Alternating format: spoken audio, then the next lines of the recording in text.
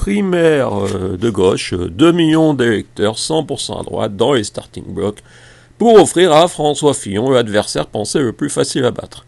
En observant l'histoire de ces primaires de gauche, celle de 2011, il pensait devoir hésiter entre François Hollande et Jean-Michel Bellay. Ils auraient sûrement apprécié un comeback de la fougueuse Ségolène Royal et son désir naguère prétendu d'avenir. Mais ils devront osciller de Manuel Valls à Sylvia Pinel, une valse à s'endormir devant leur écran. Je le sais bien, le monde nous observe, et même s'il s'agit de montrer l'absurdité d'un système où les adversaires peuvent choisir le candidat, un minimum de sérieux s'impose. Donc le gros des électeurs de droite ne portera pas Sylvia Pinel au pinacle les 22 et 29 janvier 2017.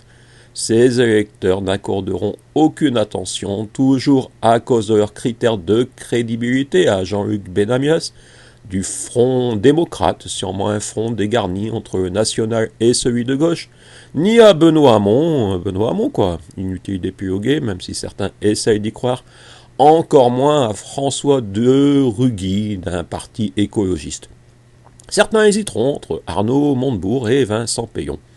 Ils le savent bien que leur Fillon ne suscitera jamais d'enthousiasme électoral, ont conscience de son triomphe par défaut, le seul candidat jugé apte à sortir la droite de l'impasse Sarko le retour, ou Juppé croit au miracle.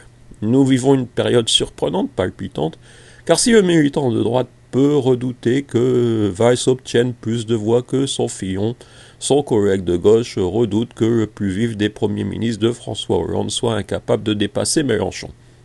Après de nombreuses considérations, le militant traditionnel de droite sait l'urgence de sélectionner le pire des candidats presque crédibles. Oui, c'est ridicule, une élection d'un parti, d'un mouvement, d'une secte de pensée où les adversaires peuvent choisir.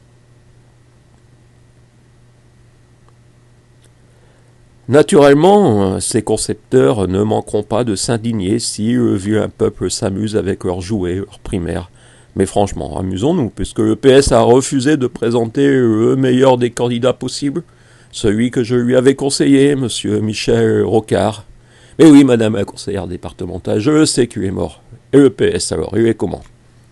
Il existe une version longue, environ 10 minutes de ce texte, mais 2 minutes 35 m'a semblé préférable.